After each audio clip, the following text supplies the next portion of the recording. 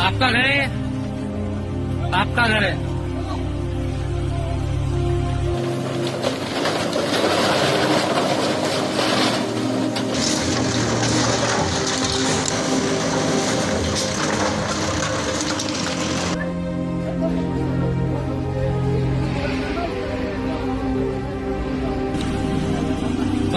नया बनाया था आपने, क्या किया था? दंगाइयों का कुछ नहीं हुआ, सजा हम भुगत रहे हैं। आप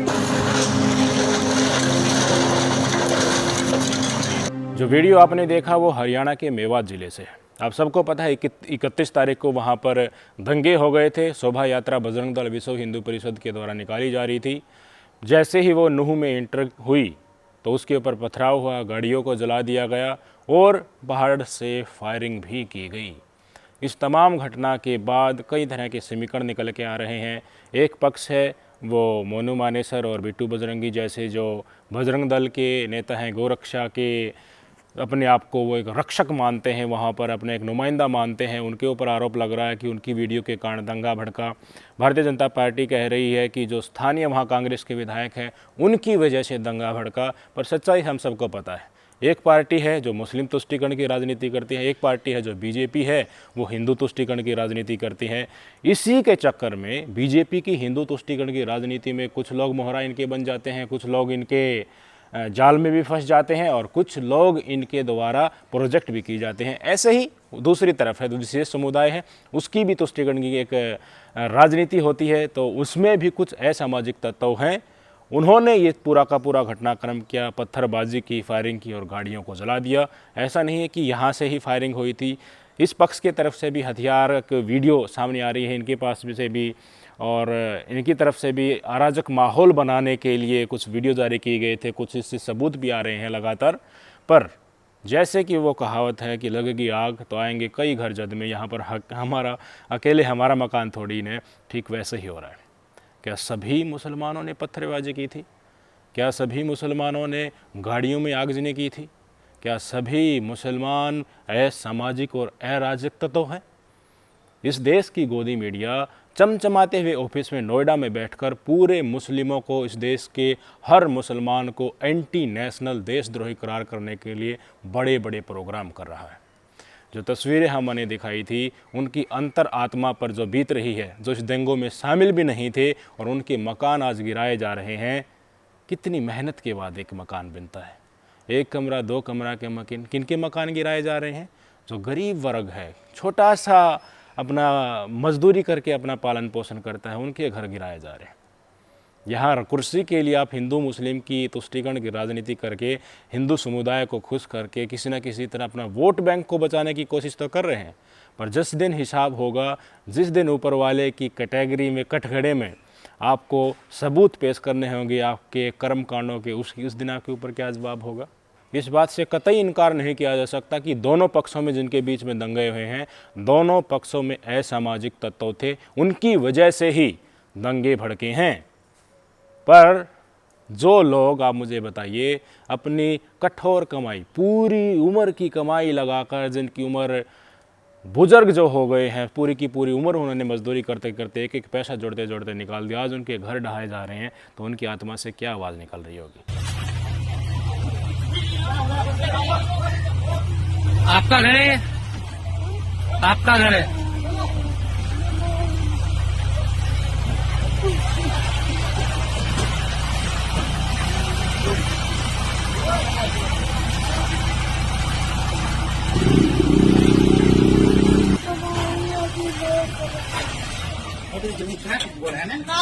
कोई बात नहीं, हम बात कर लेंगे।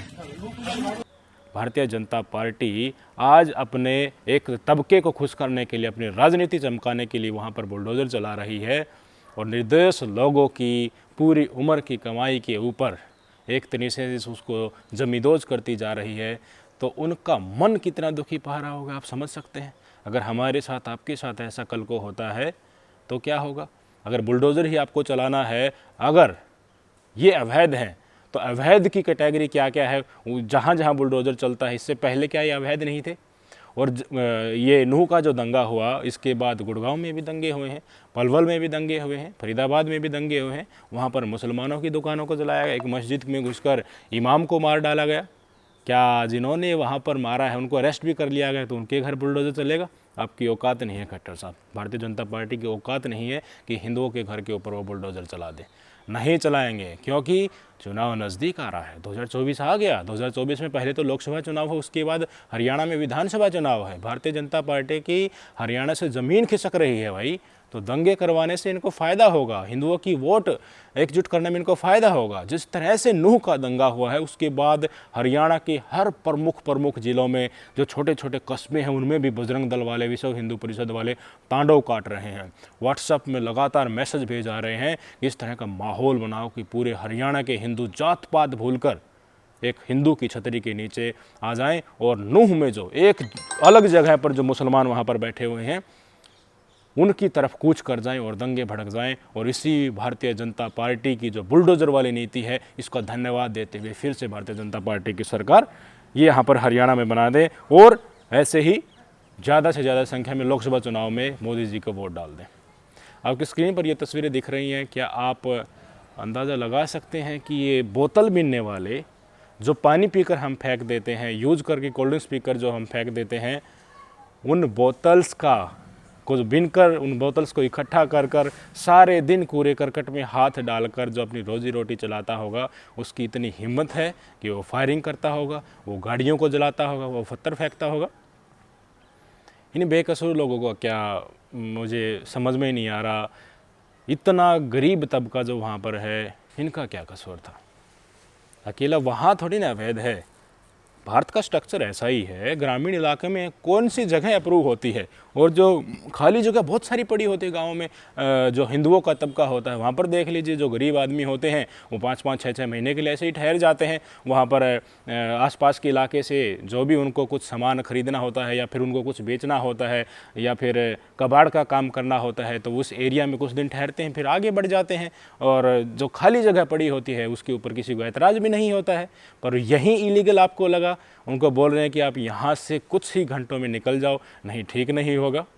ये कौन सा न्याय है? ये हमें समझ में नहीं आया कि आज तक, जब तक दंगे नहीं हुए थे, तब तक आपको अभी ज़मीन दिखी नहीं, और आज आपको अगर आपकी राजनीति चमकाना है तो ना तो आप बोतल बीनने वाले को छोड़ रहे हैं, ना तो बुजुर्ग जिसने अपने सारे उम्र की मेहनत लगा दी वो बिलख बिलख कर आज रो रहे हैं, ना तो आपको उनकी पड़ी है। ये बुलडोज़र नल्हेश्वर मंदिर के नज़दीक जो दुकानें हैं उनको तोड़ रहा है। लगातार यहाँ के स्थानीय लोग कह रहे हैं कि हमारे साथ हाथापाई की जा रही है, नोटिस भी कोई नहीं दिया गया है। इक्के दुक्के को जो नोटिस दिया गया है वो बैक डेट में दिया गया है कि देखिए आपकी दुकान उस तारीख में तोड़ी जाएगी, और कुछ ही घंटों में बुलडोज़र आकर आज ही, कल और आज में ही दुकानों को ज़मींदोज कर रहा है। सारी दुकानें तोड़ी जा रही हैं। क्यों? क्योंकि ये सारी दुकानें मुसलमानों की दुकानें। लोगों ने साफ कहा कि मंदिर के पास तो दंगा हुआ ही नहीं, मंदिर से 1-1.5 किलोमीटर आगे जाकर पथराव हुआ था, आगजनी हुई थी, तो हमारी दुकानों को किस लिए फोड़ा जा रहा है? अगर कोई दंगाई थे तो उनको सजा दीजिए। स्पष्ट तौर पर ये लोग कह रहे हैं जिनकी यहाँ पर दुकान है, पहाड़ों से फायरिंग हो रही थी मंदिर के ऊपर, तो उनको ढूंढकर उनको सजा दीजिए। हमें किस लिए जो है सजा दी जा रही है? आप ये वीडियो सुन लीजिए, इन्होंने क्या क्या कहा है। दंगाइयों का कुछ नहीं हुआ, सजा हम भुगत रहे हैं। यहाँ पे कोई पथराव नहीं हुआ।